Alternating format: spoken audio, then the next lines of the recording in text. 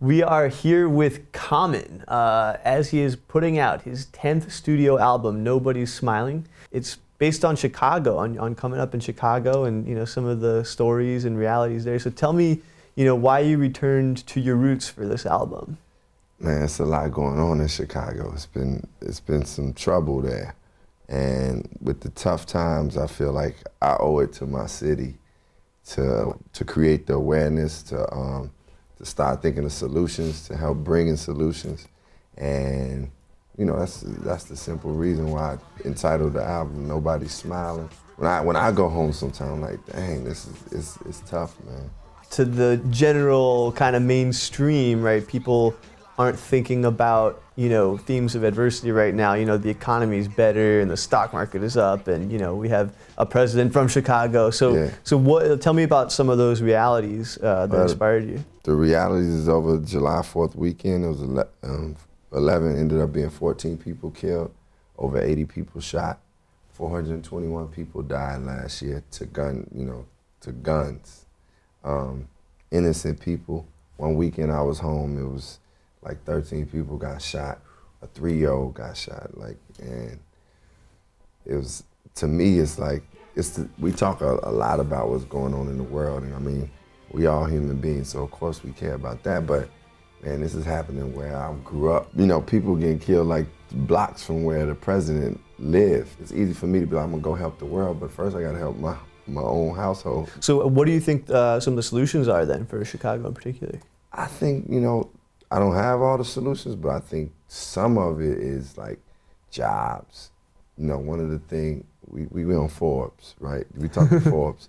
One of the most important things that I've heard people talk to me about is getting money. So when I'm talking to teenagers and people in the programs that I work with, or just people in general, they're like, man, we need money. I'm like, well, jobs is one thing. And one thing I can say that we have done, myself, Kanye's foundation called Donda's House, my foundation, Common Ground, and the city and Chicago Urban League, we've helped young people get 20,000 jobs.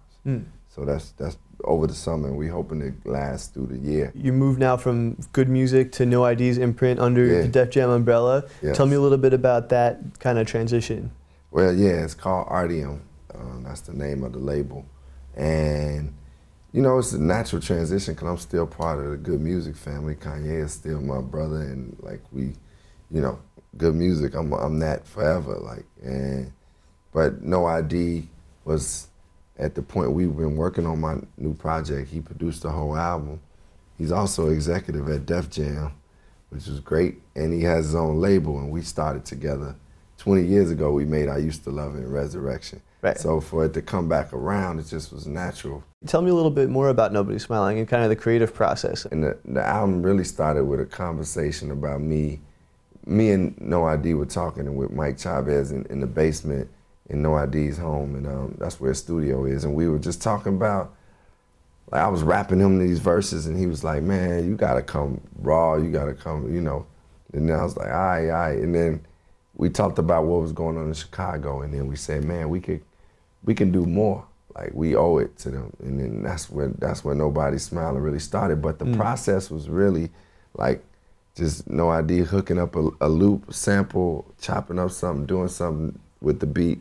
Me going, I like riding in my truck and just going to write. So I would ride up and write, and just conversations I was having with some of my friends in Chicago. And then I would write them songs, and then just, you know, he'd come back and keep building on the songs. It was one of the easiest times I had writing the album. I didn't overthink it. I wasn't trying to be like, yo, let me out-rap this cat and let me do it. You know, it's just like, man, this what I do. It's who I am.